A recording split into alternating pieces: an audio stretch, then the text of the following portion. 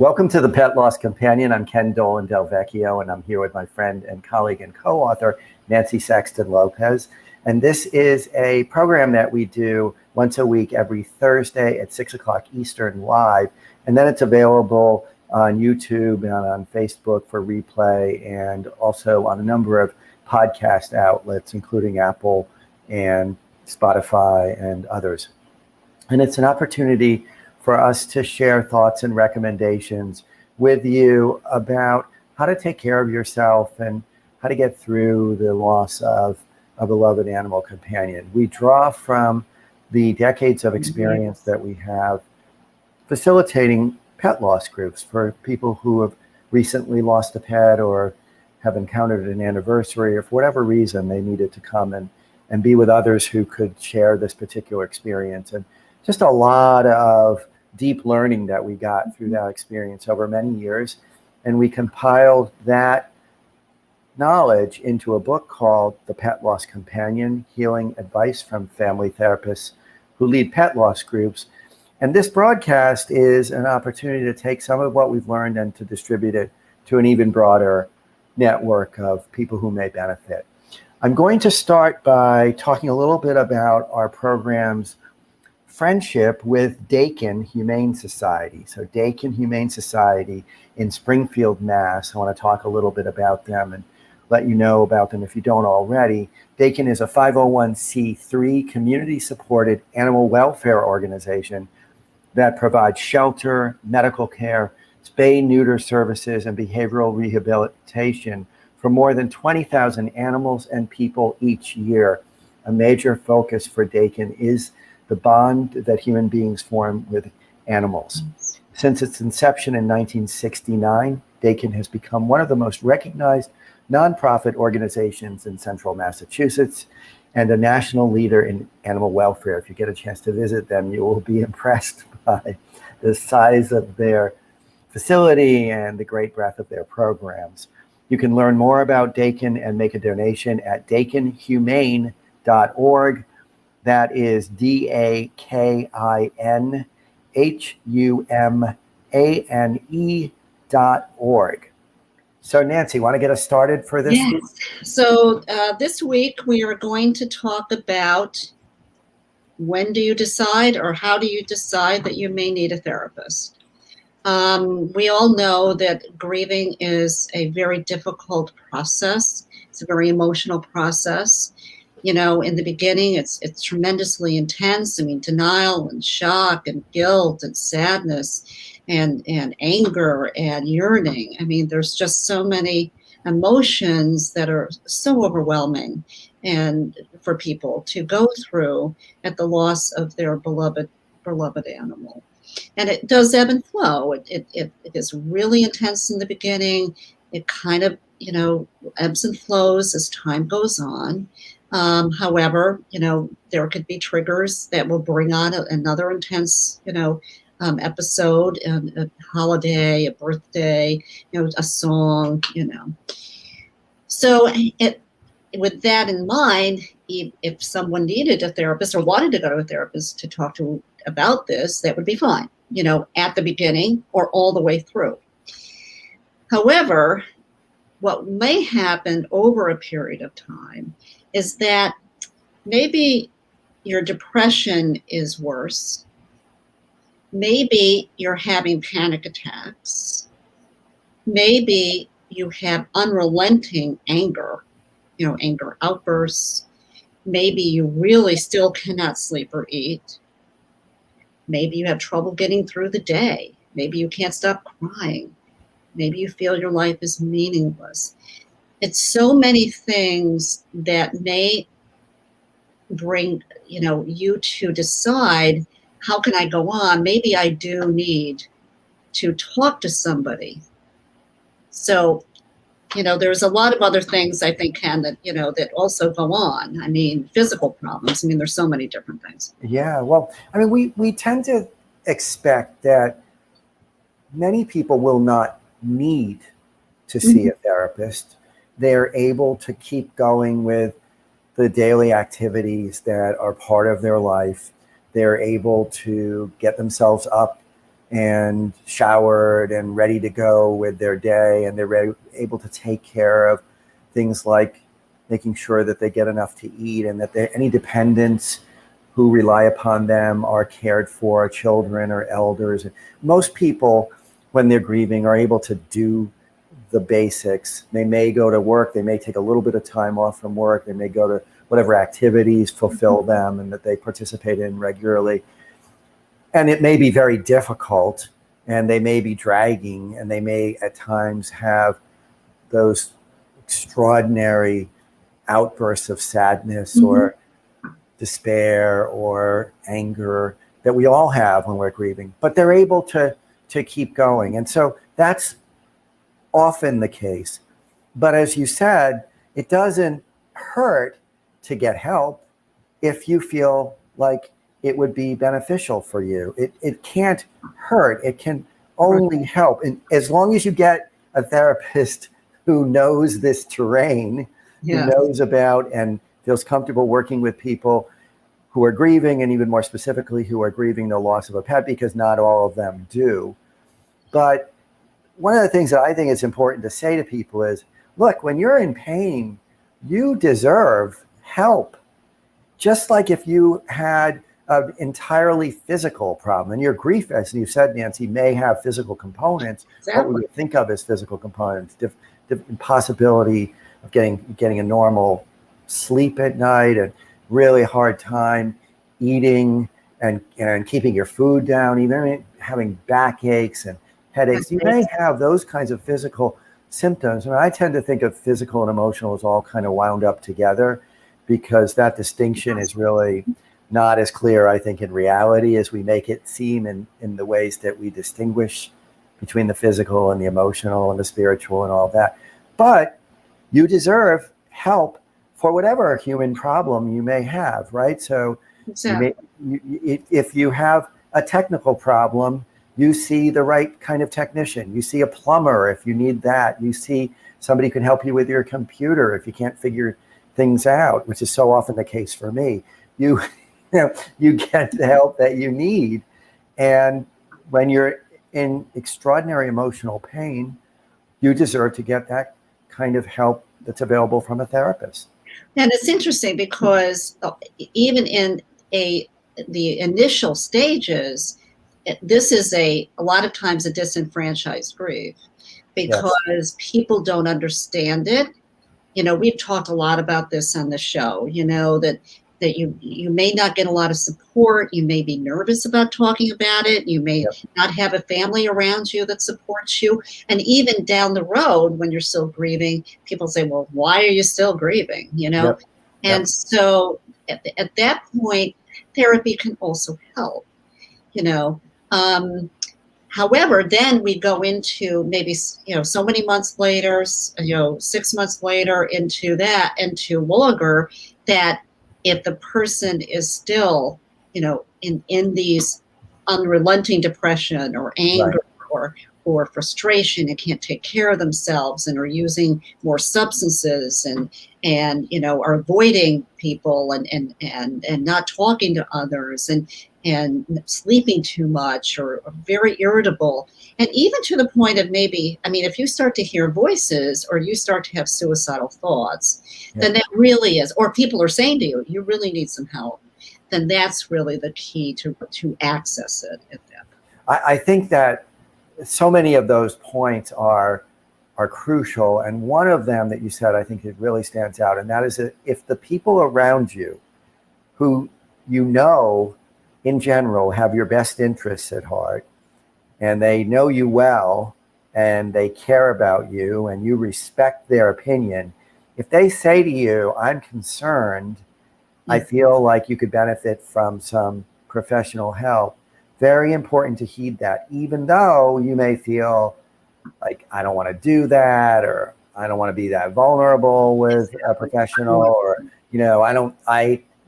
too many people still consider this to be stigmatized, seeing a therapist, or feel like it makes them out to be weak, which of course it doesn't. Asking for and accepting help is one of the most strong things a person can do. So certainly if somebody else who cares about you says, I think maybe you should talk with somebody, a professional, a counselor, or a clinical nurse specialist, a clinical social worker, a psychologist, whoever. As long as they know about this issue and are able to help with it, why not? And if you're that helping person, you might say, I'm willing to go with you for the meeting and be a support for you. You're probably going to get there and they're going to want to meet with that person individually, but that's always something you can do too, or you can help them look for the professional who they're going to see by looking online or talking to their physician, talking to their health insurance, looking at their network. The other thing that there are certain, I have, a client's family in mind, but certain professions don't lead to even accessing even maybe a group to talk about their grief or an individual therapist, because police, I'm thinking of, or firemen, or, there are certain professions, especially that are even helping professionals that don't feel that they can go and really talk about this. And male gender too. We've talked a lot about this in here. That they don't. If I go to, I can't go talk to a therapist. I'm not going to do it. Yeah. But in that case, I was just thinking there are other resources like books. I mean, of course, our book is one, but there are multiple books. Yep. On pet loss. Some are more spiritual, some are more clinical. Some have a religious leaning of one sort or another. Right. And you have a whole social, website network. I mean, there are a lot of websites, and I'm going to give a few at the end, that you can go on to and really feel better that you're looking at something, so you can kind of work that out yourself without having to feel so weak and vulnerable to go somewhere to talk. But I'm going to say also that if you are one of those professions, if you're in one of those professions, if you're a police officer or fireman or firewoman, I'm not sure what the right term may be for that. If you are one of the medical professionals, a physician, a nurse, a therapist. I mean, as a therapist, I know it's important for us to seek therapy when we need help. So hopefully, if you're a therapist yourself, you're willing to get some help. But it's so important, I think, to allow yourself that no matter what your profession may be, because you deserve help. You deserve support. Every human being does. We have times in our lives that are very difficult for us to manage emotionally, and we deserve to get support. So maybe it'll be a time to try it out and to take the risk of being vulnerable in a way that I actually see as being a great strength. I know. Vulnerable when you need help. I agree. I think it takes much more strength to reach out for help, and when you repress all of that and you don't work it through, it's emotionally and physically, problematic. Exhausting. Yeah. And isolating. You feel like you can't. Oftentimes, people will isolate even from others who are close to them because they can't even be vulnerable with those who they have a pretty good connection with. Maybe we should talk a little bit about choosing a therapist and some caveats, because we both know that, like in all professions, there's the good, the bad, and the I cannot freaking believe that. Yes, that's true. I think that first off, if possible, and because there are people who do therapy and counseling that have a specialty in companion animal loss. There are people out there. There is another group that have an expertise in bereavement and grief. Okay. Now, if you can't find someone with companion animal loss, I would say the next step would be someone who's a grief counselor. However, I have had experiences where people have come to me and had seen a grief counselor and did not feel that they were that person was really understanding their particular loss, their animal loss. Right. So, but, it is important if you can to reach out to, someone who, or try to find someone who does companion animal loss, because, we are the people that have spent a lot of time working with people, with those who are trying to work through their pain and loss. And I think it's a good idea. Tell me what you think about this, but I think it's a good idea to schedule an appointment with a counselor, therapist, psychologist who you have learned does have a specialty in bereavement, or it's one of their specialties, and have what you consider to be an interview. Yes. With them, interview them, and ask them, either face-to-face or perhaps still on the phone or Zoom, given the situation with the pandemic, ask them some questions about what their experience has been helping people who've had a loss similar to yours. How many people of this sort have they helped? What are some of the techniques that they use? Exactly. What is their style? Those kind, because one of the things I think too many people do, maybe not so much anymore, but they defer to therapists too much, just like we tend to defer too much to physicians. Right. And people who are leaders in faith communities. And the way that I think about it is, you're the customer, and you should have the opportunity to interview a person. Certainly you're going to pay them for their time, but you can say to them, I'm in a deciding phase, and maybe interview 2 people at least, and then decide who you're going to continue with. What do you think of that? I think that that's a great idea, because you really want to get a sense, you really want to talk to them or see them, or, yep.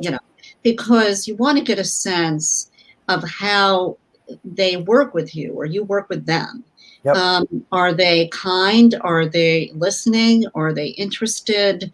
Are they, do they have a knowledge, of what you may be going through? How comfortable do you feel with this person?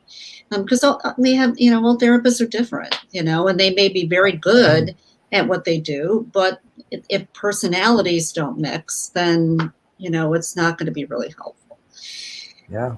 And so you deserve to see how you feel in the relationship that you're initiating with them. We know that really the most healing aspect of a therapeutic connection is the feeling you have in the relationship with them, right? Exactly. I mean, there's been a lot of research done on this, that therapists have different modalities, different techniques that they operate from, kind of foundations of theory that they operate from.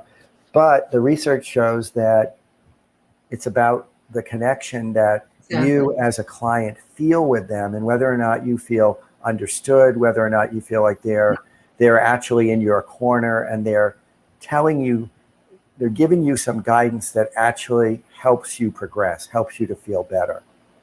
Yeah, you want a therapist that really can be in your shoes, which is empathy. They need to have some empathy, but they also need to have some knowledge. So if it's a particular, companion animal loss, then, that helps when there's empathy with that. But empathy is the key, that you want to know that therapist really understands, is in where you are. And get that.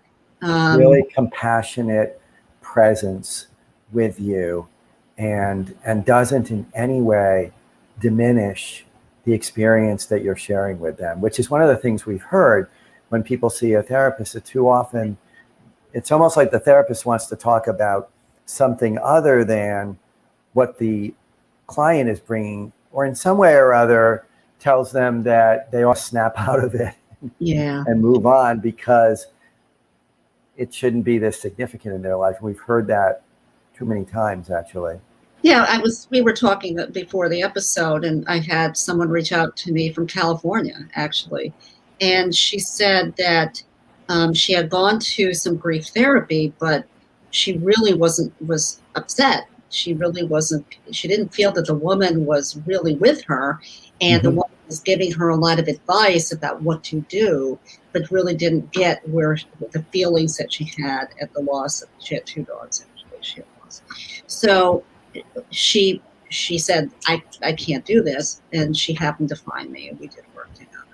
So another important point, what you're mentioning is, if you see a therapist for a couple sessions, maybe more than that, and you feel like you're not getting anything from the connection, really important to just end it. Yeah. It's so key to keep in mind that you are the customer, you are the client, and you should feel like the attention is all on you, all on your situation, all on your feelings, all on how to help you to move forward through your grief in a way that's healing. If that doesn't feel like it's happening, then you don't need to keep seeing that particular person. And right, exactly. And this world, it's not really post-COVID, a lot of people can access people all over the country or all over the world. I mean, that's fine, even though it wouldn't be in person per se, but it could be virtual, it could be on Zoom, or it could be on some other platform. So that, especially I'm thinking of people in rural areas. I'm thinking of people that, can't access, they don't have a lot of, they don't have a lot of Wi-Fi, that would be a problem. But, they don't have a lot of supports or resources in their area that they can reach out to do that. Now, there is a company called Vetvine, and they do have support groups online. That's all they do is online. Wow. And it's a virtual group only. They have about 5 or 6, 7 maybe therapists that I guess rotate. So it's www.vetvine.com. I don't know when those groups happen, but there are quite a few people that manage or lead the group. So, I mean, that's one option. There is the www.petloss.com, www.aplb.org, www.pet-loss.net, and www.rainbowsbridge.com. So Yeah, these, I'll put these on the description. Oh, I'll yeah, have good. them after our description. Because they list, they're like a clearinghouse. So, you can go on, or there's chat rooms, and there's also, you can post pictures of your animals that have died, and they have like candlelight services. I do think that they have, maybe you would talk to someone individually, but they also give you resources, where people are in what states that are companion animal loss people, where groups are. So those are some resources for people that can reach out. And as you're talking, one of the things I'm thinking is when we're grieving, one of the best modalities is some kind of group as opposed to individual one-on-one. People's sensibilities differ, and sometimes they're going to prefer being with one therapist, but groups tend to be, and that's why we did those groups for all of that time, because groups, when it comes to grieving, have a special kind of power in that you're with people who are able to identify in a very deep way, and they're also at different stages in their own healing, and that can be support, that can offer a kind of support and inspiration and hopefulness that is unique, that you will get experience through. Yeah. And that's so, right. There's a whole range of people in different stages, so that really works. It's just an important thing to consider. And again, there are some people, their temperament is such, they just don't feel like that fits. But if you try it, you may be surprised. And we just say that, I think, when people would call us, say, come to the group once and see how you feel. Yeah. And if you would like to pursue individual, that would be fine. Right. And you don't have to even say anything if you don't want to. Exactly. You're probably going to be prompted.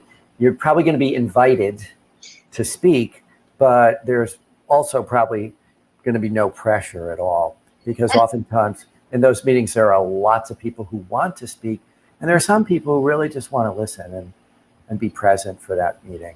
It's interesting. I had more people actually that said they didn't want to talk initially, talk by the end. Yeah. Because they heard everyone else's story. Yep. And then everyone else is like, we're here for you. And so they were able to help. I mean, it happened a few times that people did not speak at all, which was fine. Yeah. But, but that's the beauty of the support group, right? Yep. And I also just want to emphasize this one other point that you talked about when the extremes happen, and that is that sometimes people feel suicidal. Yes. When their pet dies. It is not terribly uncommon. And it's really important that you get to, in that case, it is important for you to get to a therapist who you can talk to in depth about what's going on and how to keep you safe. Exactly. And so that's not the kind of thing that a group is going to be able to help you manage entirely. They may be an auxiliary support, and they may be part of your support, but that's the kind of thing where you just really deserve to see somebody and go deep into what's going on and how to keep you safe, what kind of plan, what kind of supports, what kind of activities can, and perhaps what kind of medication eval can lead to the kinds of support and assistance that will absolutely keep you safe through that kind of an extraordinary challenge. And if the person has emotional or mental, issues to begin with. Right.